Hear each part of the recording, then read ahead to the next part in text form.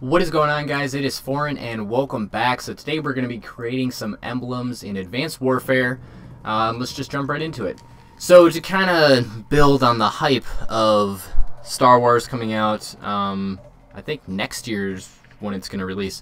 But anyways, there's hype about Star Wars and they're talking about the new title and everything. So to build on that hype, I went and created both the Imperial Cog as well as the Rebel Alliance logo. So today we're going to go over the Imperial Cog, and then in the next video we'll go over the Rebel Alliance. So these are both pretty simple emblems to make. The big thing is symmetry. You know, it's really hard to execute perfectly, and if you guys can't do it, you know, it is what it is. Sometimes it's a little easier to make some of these, but this one's actually kind of difficult just because of the amount of symmetry that goes on, and rotating properly. I mean, as you can see, I mean, there's probably a couple spots that I could have done a little bit better, but again, you know, it all comes down to personal preference. So what I did was I started off with a circle, made it as large as possible so that, you know, we could have the actual logo itself very large, and then made that black. Next up, you're gonna copy that layer, paste it, make it slightly smaller, and that's where you're going to start out your actual color. So it's a matter of like building layer on top of layer on top of layer. So then after that, you're going to create another one, shrink it down similar to how I did. Here, I'll actually move it around so you can see what I actually did with it. You're going to shrink it down so that you create a decent sized stroke around the whole thing. We'll reset that. And that's kind of the base for the ring that goes around it. And now creating just a box and skewing it both vertically and horizontally. You can see it right here. You're going to create a single bar.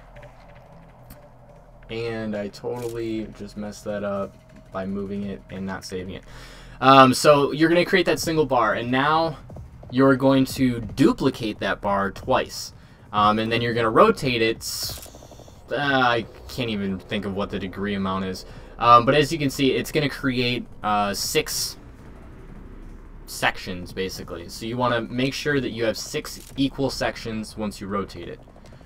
Which can be kind of difficult, and I don't blame you guys if you guys can't do it. It actually did take me quite a while to get those just right. So then what you're going to do is copy those 3, and then you're going to bring them in. You're going to shrink them vertically and then stretch them out horizontally. And then that'll create that second part of the cog that you can see right there. So let's reset that. And then what you're going to copy each of these into these 3, and you're going to shrink and stretch, you know, accordingly to each one until you have the, you know, the 6 fatter, shorter chunks sticking out. After that, create a circle. Pretty simple.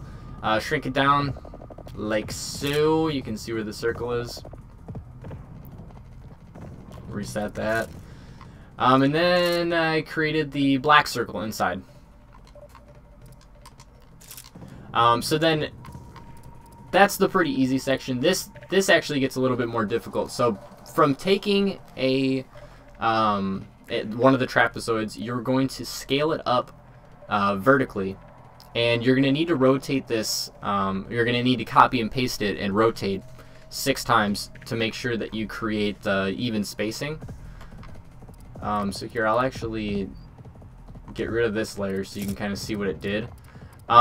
So it's going to kind of create that chunkiness in the center, but that's not going to matter in a little bit, because after you actually place all of those accordingly, you're going to actually cover them back up.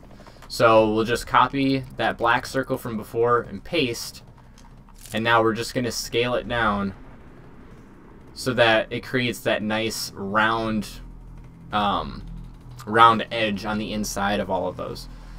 So as you can see, flat edge, kind of scale it up a little bit until all of them are round.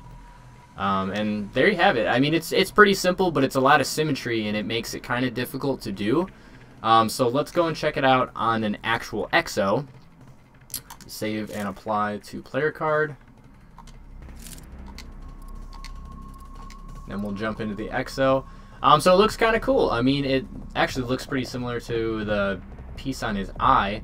I'm not a huge... I don't know much about Star Wars. I mean, I've seen the movies, but if you are a big Star Wars fan and this is something that you would like to do, by all means, go for it. And it looks pretty cool on the actual player card in the top right. So anyways, that is all that I have time for. If you guys would like to see any other emblems, please let me know in the comment section down below. That's all we have time for, and I'll see you guys in the next video. Bye.